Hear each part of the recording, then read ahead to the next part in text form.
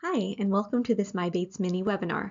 My name is Jennifer Klunk. I'm the Senior Product Manager for our Genomic Services group here at Dicel Arbor Biosciences.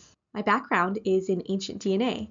I did my graduate work with Dr. Hendrik Poinar at the McMaster Ancient DNA Center, where I was fortunate enough to work on several projects involving all sorts of ancient pathogens. Some of the projects I've worked on yielded sequences from the bacterium Yersinia pestis, the causative agent of plague, the malaria parasite, Plasmodium falciparum, the bacterium E. coli from a preserved gallstone, and hepatitis B virus from a 16th century mummy. But today the project I want to talk to you about involves an orthopox virus called vaccinia, which was used in the past to vaccinate against smallpox. So let's talk about vaccination. This is just a very brief history on a fascinating subject. Before vaccination as we know it today, many cultures around the world practiced variolation, which involved taking material from the lesions of someone infected with smallpox and inserting it into a small cut on the person to be inoculated.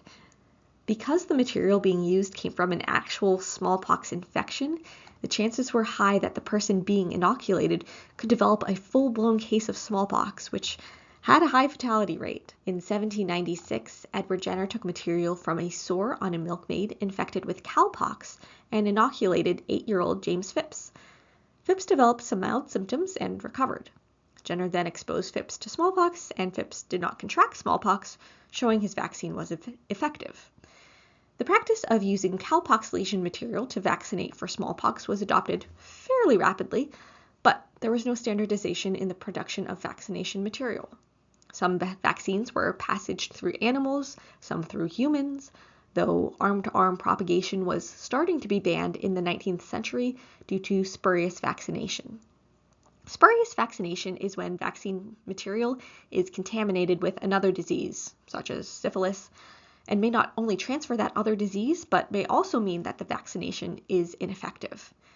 And even at the time, it wasn't totally clear what virus was actually used for vaccination. Was it smallpox? Was it horsepox? Was it vaccinia virus? And this is a question we wanted to investigate deeper. One way we can get at this question is to investigate the kits that were used for vaccination. The Mutter Museum generously provided access to 5 kits from their collection that date to around the time of the American Civil War. It makes sense that these kits would have made their way to the Mutter Museum, as the museum was founded during the Civil War. Vaccination was mandatory for the soldiers of both armies. Philadelphia was the second largest hospital city in the northern states, and many members of the College of Physicians served as doctors during the war.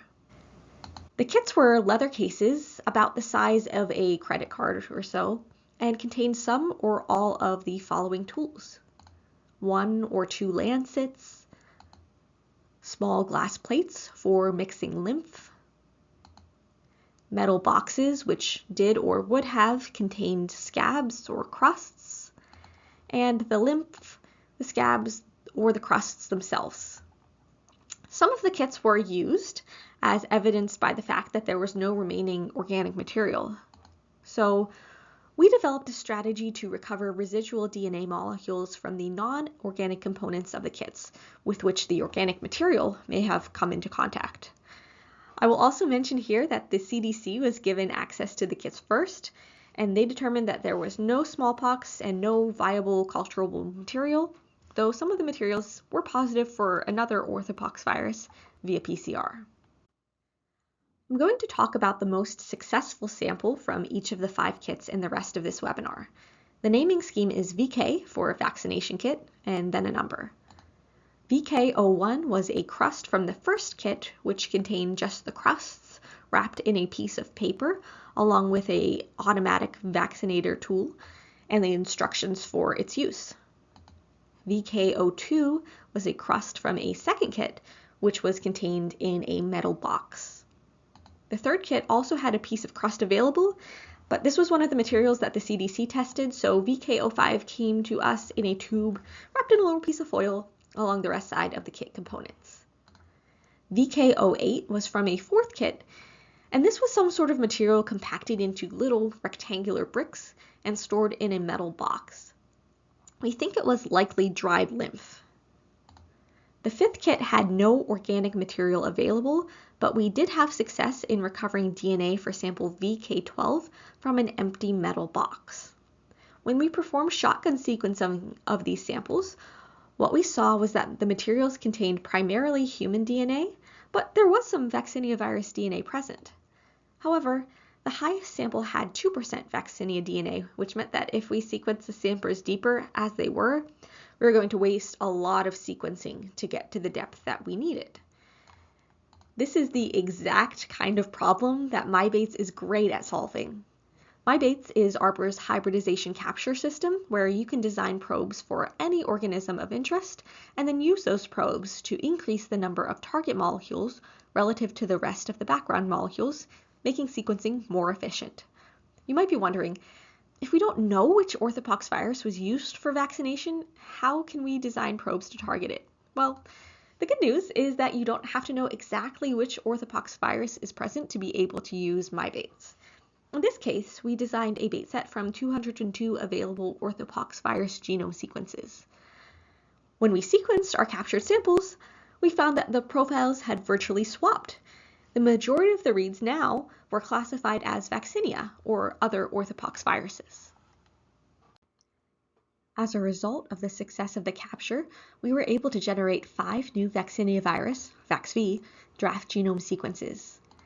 I want to give a shout out here to my collaborator, Dr. Anna Duggan, who let me do the fun part in the lab and took the lead on all of this computational work.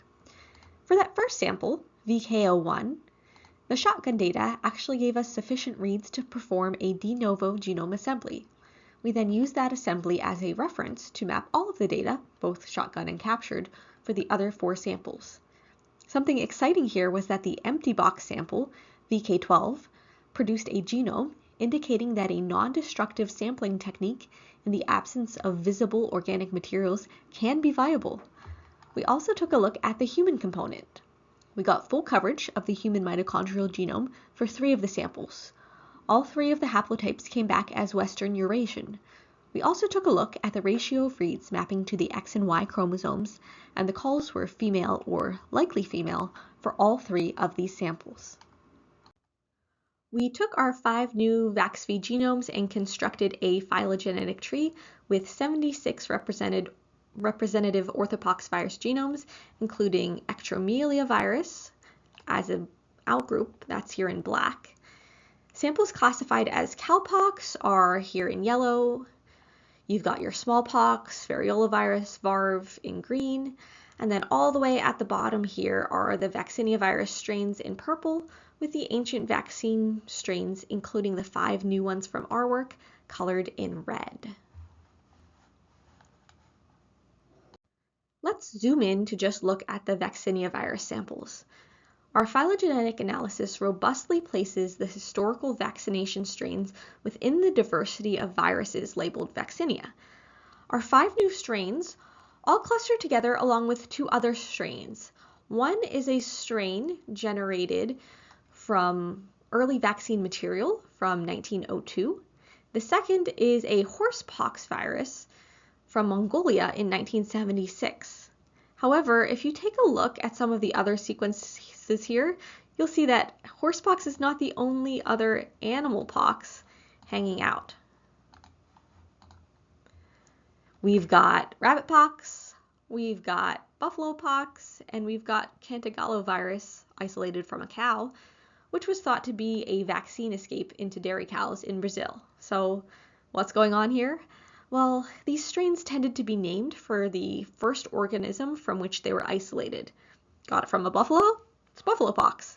However, it seems likely that the first organism of isolation was not the host or reservoir species for the virus in most or all of these cases, so this naming convention is probably not the best way to do it. Wrapping it up, what did we discover? First, that vaccinia virus was circulating as a smallpox virus prior to the standardization that started to happen in the early 20th century. Second, that during the American Civil War era in Philadelphia, physicians were still getting their smallpox vaccine material from human sources. As public health concerns about the potential for the spread of other diseases from human material grew, and the for-profit industrialization of vaccine production through animals sprung up, human propagation of vaccine material was regulated out of practice. Third, that cowpox, horsepox, and other orthopox viruses named for the organism of first isolation do not necessarily have that organism as the host or reservoir species. Cowpox in particular, given the paraphyletic nature of the phylogenetic tree, may require some reconsideration. And finally, this work was made possible by the foresight and meticulous and continued conservation of museum collections by dedicated curators and collection management. Thank you so much for listening. If you're interested in learning more about how Arbor can help with your next NGS project, whether it be designing the myBaits kit or helping with the lab work, please feel free to reach out to us by visiting arborbiosci.com/contact-us. Thanks again.